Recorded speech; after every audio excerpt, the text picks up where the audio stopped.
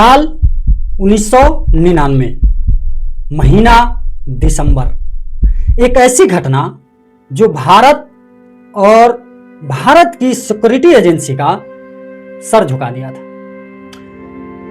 7 दिन तक चलने वाला यह घटना भारत को घुटने टेकने पर मजबूर कर दिया था, जब हमें 3 खूंखार आतंकवादियों मसूद अजहर, उमर शेख और मुश्ताक अहमद जरगर को रिहा करना पड़ा था। जी हां, वो 24 दिसंबर 1999 से 31 दिसंबर 1999 यानी कि इस सप्ताह को भारत में कांधार हाईजैक वीक के नाम से जाना जाता है। दोस्तों, इस कहानी को मैं आपके सामने पेश करूं, इस कहानी का एक एक फैक्ट आपके सामने रखूं, इससे पहले आपसे मेरी एक खास विनती है कि चैनल को सब्सक्राइब कर लीजिए और बेल आइकन को जरूर दबा लीजिए। वीडियो को लाइक कीजिएगा और कमेंट में जरूर बताइएगा कि यह वीडियो आपको कैसा लगा, क्योंकि इतनी सी चीज जब आप कर देंगे तो हमको बहुत सपोर्ट मिलेगा और आगे भी इसी तरह की वीडियो पर काम करने के लिए हमारा मोटिवेशन बढ़ जाएगा। तो बढ़ते हैं इस कहानी में आगे। दरअसल इंडियन एयरलाइंस की फ्लाइट IC 814 नेपाल के त्रिभुवन अंतर्राष्ट्रीय हवाई अड्डा से काठमांडू से उड़ान भरती है और इस फ्लाइट को दिल्ली के इंदिरा गांधी अंतर्राष्ट्रीय हवाई अड्डा पहुंचना था। विमान में कुल 176 यात्री सवार थे और 15 विमान कर्मचारी थे जो विमान को लीड कर रहे थे, विमान की देखरेख कर रहे थे।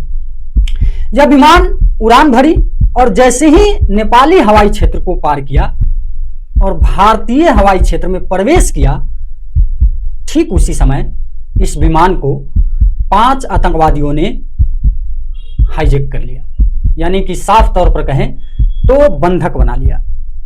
और ठीक शाम के लगभग 6 बजे जब ये विमान वाराणसी के ऊपर से गुजर रहा था, तो बंदूक और चाकू के नोक पर वो 5 आतंकवादी जो पाकिस्तानी थे, इस विमान का नियंत्रण पूरी तरह से अपने हाथ में ले लिया और इस विमान को दिल्ली से ले जाना था। लेकिन दिल्ली ले जाने के बजाय इस विमान को कई एयरपोर्ट पर उतारा गया।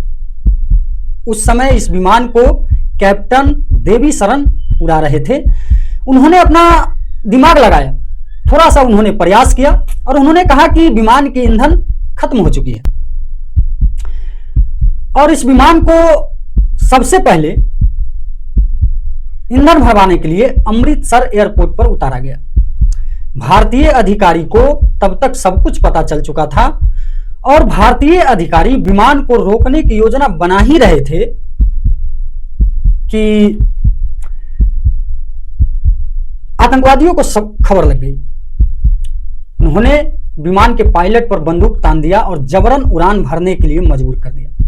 और फिर यह विमान पहुंचती है पाकिस्तान की लाहौर एयरपोर्ट। लाहौर एयरपोर्ट पर विमान उतारा गया, यहां विमान में ईंधन भरा गया और फिर लाहौर से विमान को दुबई के अल मिन्हाद एयरबेस पर ले जाया गया। भारत सरकार ने यहां पर कुछ चालाकी दिखाई, अपना दिमाग लगाया और 27 बंधकों को रिहा करवा लिया, जिसमें अधिकतर बच्चे थे, महिलाएं थी। लेकिन इसके बदले में हमें एक यात्री की जान गंवानी पड़ी और फिर होती है सुबह, यानी कि 25 दिसंबर। विमान फिर उड़ान भरती है, अफगानिस्तान के कांधार हवाई अड्डे पर उतरती है। उस समय अफगानिस्तान पर तालिबान का राज था और तालिबान के लड़ाकों ने विमान को चारों तरफ से घेर लिया। इस कारण से भारतीय सेना का कोई भी सैन्य कार्रवाई करना बहुत मुश्किल, यानी कि मानिए नामुमकिन सा हो गया। आप एक सवाल कीजिए मन में, मैं यहां पे एक सवाल पूछता हूं कि उस समय हमारे देश पर, हमारी सरकार पर और वो 176 यात्री जो विमान में बैठे थे, उन पे क्या बीत रही होगी? उन 176 यात्रियों के घर वाले पे क्या बीत रहे होंगे? खैर, सब कुछ हो गया, आतंकवादी अपने अड्डे पर पहुंच गए और यहां से शुरू होती है आतंकवादियों की डिमांड और भारत सरकार और आतंकवादियों के बीच बातचीत। दोनों के बीच कई दिनों तक कड़ी बातचीत चली और शुरुआत में आतंकियों ने जो डिमांड रखा था उससे भारत भी थोड़ा घबरा गया। उनका डिमांड था कि भारत के जेल में बंद 35 आतंकवादी और $200 मिलियन ये उन्होंने मांग की थी। लेकिन भारत की तरफ से जो मुख्य वार्ताकार थे अजीत डोभाल, जिन्हें आप सब जानते हैं, उन्होंने और उनकी टीम ने तालिबान की मौजूदगी में आतंकवादियों से कड़ी सौदेबाजी की। उन्होंने आतंकियों को अपनी मांगे घटाकर केवल 3 मुख्य आतंकियों की रिहाई पर राजी करने में सफल रहे, जिससे बाकी 32 आतंकी और $200 मिलियन बच गए। और फिर बड़ी मकसद से इस डील को फाइनल किया गया। 31 दिसंबर 1999 को तत्कालीन विदेश मंत्री जसवंत सिंह खुद उन 3 आतंकवादियों को लेकर कंधार पहुंचे